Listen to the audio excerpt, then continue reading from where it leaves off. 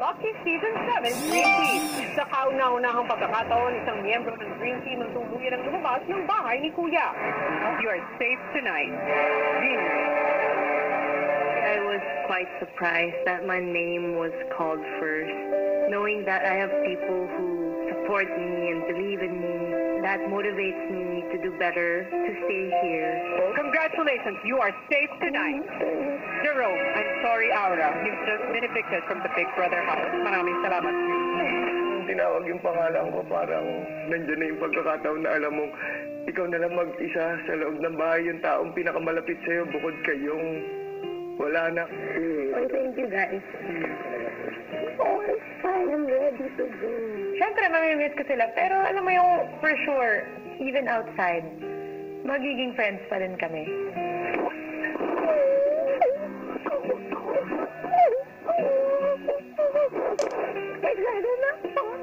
Dito lang ako ever nagkaroon ng araw-araw. Meron akong personal routine. Pero at the same time, araw-araw, ginugulat pa rin ako kung anong gagawin namin today. Mamimiss ko yun, Kuya.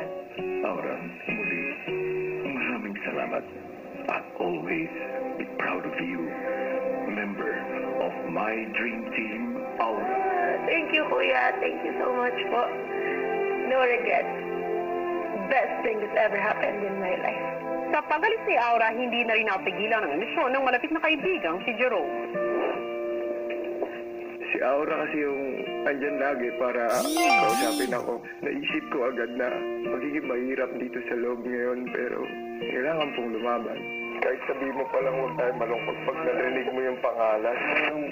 Sa girls' bedroom, usapan din nila si Jerome. I feel like Kuya Jerome wanted to go. Now, hindi na niya alam. It's hard when your closest friend expects. Yeah. You feel like you don't have anyone to talk to anymore. Yeah.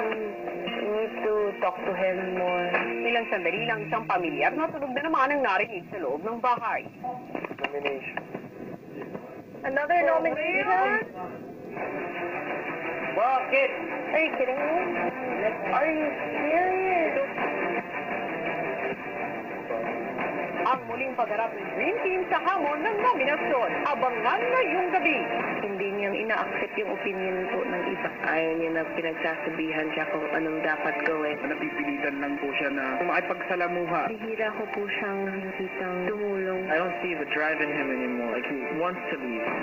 Sino-sino nga kaya ang muling magiging alanganin sa Dream Team ng Pinoy Big Brother Lucky Season 7?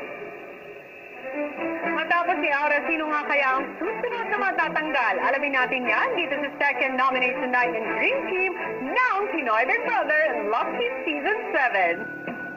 Hello Philippines and hello world!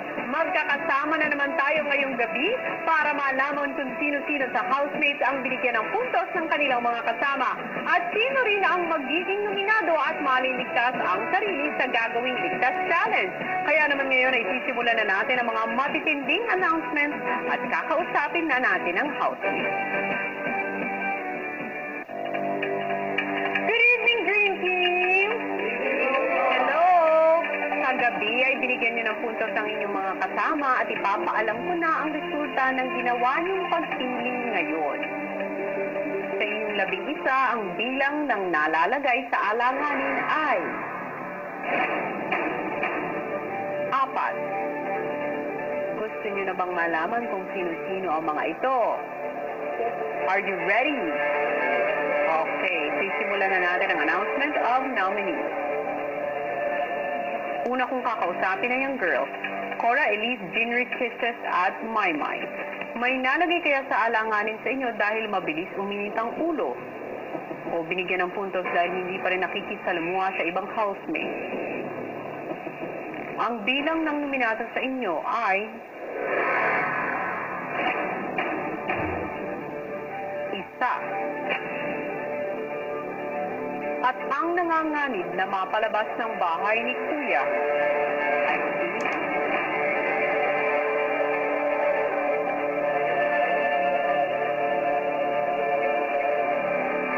Cora, you are nominated. Elise, Jinrick, Kisses at Maymay, you're all safe to see. naman ay tutungo tayo sa mga kuya sa bahay, Jerome, Nonong at Tanner.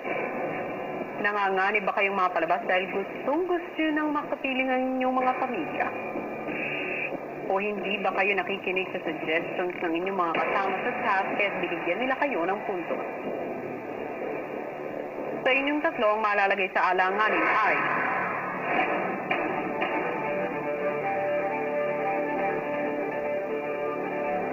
dalawa. You are nominated this week.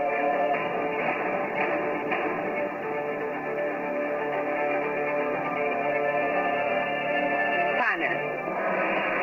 Jerome at Nonong, isa na lang sa inyo ang ligtas at ang isa naman ay mapapasama sa listahan ng nominado. At ikaw ang isa pang maaaring mapalabas ng bahay ni Kuya.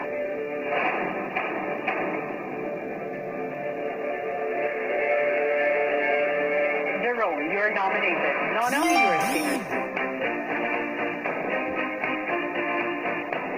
Edward, Yong, Makoy, and Nico. Sino nga kaya sa inyo ang malalagay sa alanganin? Ang kanyang pangalan? Sa aking pagbabalik. Thank you, Dream Team.